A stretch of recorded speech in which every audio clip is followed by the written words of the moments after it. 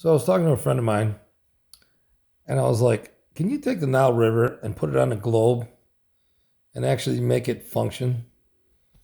This guy's like a PhD, electrical engineer. You know what I'm talking about. So he says, of course I can. I'm like, whatever, dude. So I decided to give him a head start. Okay, here's a topographical profile of the Nile River. Here's Lake Victoria.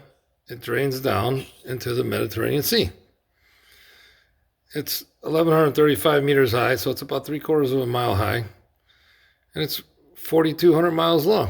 So it goes from 3/4 mile high to 4,200 miles.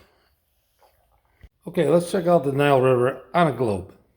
So here's Lake Victoria. It flows north all the way to the Mediterranean Sea.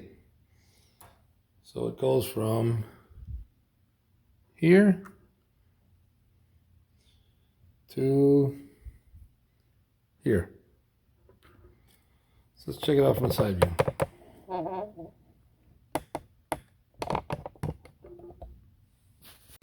Okay, here's a little mock-up of the Nile River. To make it accurate on a globe like this, it needs to be 8 thousandths of an inch thick. But for demonstration purposes, we'll just make it something I can actually hold in my hand. So let's lay it down across like that. And let me show you the top view. Okay, we're back to the side view. All right, the Nile River travels north from Lake Victoria to the Mediterranean Sea. It zigzags 4,200 miles, but it travels 2,400 miles. Okay, let's do the math. Here's Google Earth. You can see it travels 2,348 miles. Let's check out the Earth curvature calculator. We're going to type in a 0 viewing height and then the distance of 2,348 miles, just like Google Earth says. And our Earth curvature is 3,399,986 feet. Not bad.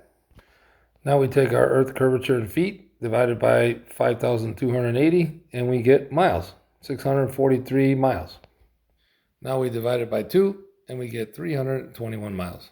Okay, back to the side view. Okay, so the Nile River, if you lay it flat on the globe, it would be a 300 and some mile hump in the middle. That's higher than the International Space Station. Obviously, it can't go over this hump, the 300-mile hump, because gravity goes this way, right? Gravity doesn't go this way. It goes down this way. By the way, gravity is not a downward force. It's a bending of space-time. Just like you guys are going to bend what the hell I'm saying after this video. I make this video. Let's do another example. Here's a ship, right? Downward force. It doesn't blow the ship right off the planet, does it? Obviously, it can't go over a 300-mile hump. So, let's flatten it out like the topographical profile. Okay, we flatten out the Nile River. The Nile River only pitches 1 mile down. So, in fact, the last 1,000 miles of the Nile River only pitches 100 feet. So, basically, we're going to lay our Nile River on top of the globe. And you can see it's floating up in the air on each end 300 miles. Do you know of anything that sticks up on the earth 300 miles? I don't think so. Higher than a space shuttle? No. All right, so now let's pitch it so it actually drains into the Mediterranean Sea. Okay, that's awesome. Uh-oh. The one side is up like an inch. An inch on this globe is like more than 1,000 miles up.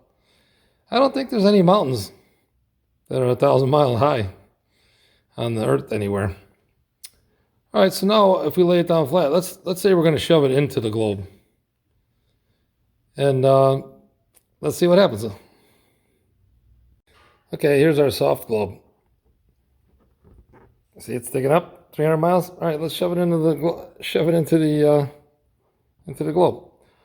If we shove it into the globe and make it level where it pitches this way a mile, it's going to fill up with water. So that's out. I really don't see how this model can work. Okay, here's my model. It's a scientific fact that water seeks its own level. that makes all the oceans flat. So here's Lake Victoria, and it drains down into the Mediterranean Sea right there. So let's place our little mock-up river on here.